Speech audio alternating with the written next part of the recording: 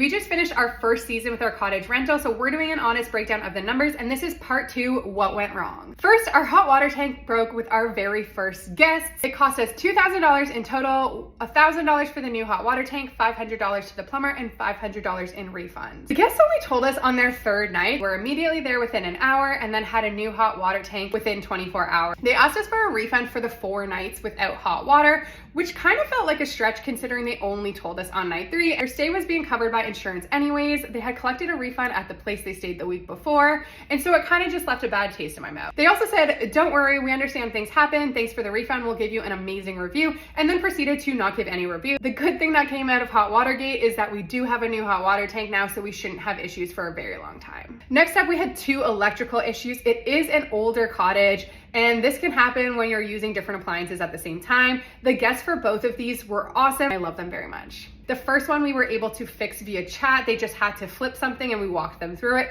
The second one, there was more of an issue, so we had to bring our electrician in. So that one cost us $250, but again, we got some new wiring out of it. So all of these expenses really are helpful in the long run. Now, our last 2 guests had issues. We were probably pushing it by having people book in October. But with that said, the first guests were upset that I couldn't change the screened-in porch into a windowed room before dinner time. So they gave us a 3-star review, which is honestly a totally reasonable reaction. Our very last guest had some issues with the toilet being a little slow.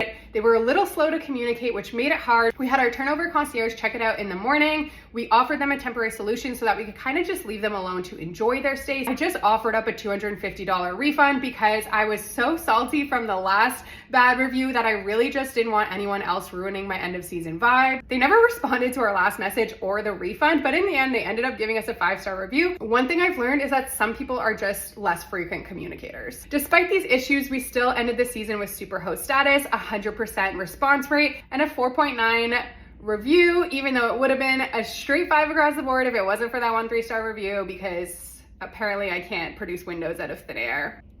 Overall though, we are both eternal optimists, so we still gave it an A+ experience. Our turnover gal was absolutely fantastic, and it was pretty hands-off once we automated the messages and stopped checking in on the property between guests. If you want a full cost breakdown over the last 3 years that was involved in renovating this, or if you just have any questions about our short-term rental experience, feel free to drop them in the comments.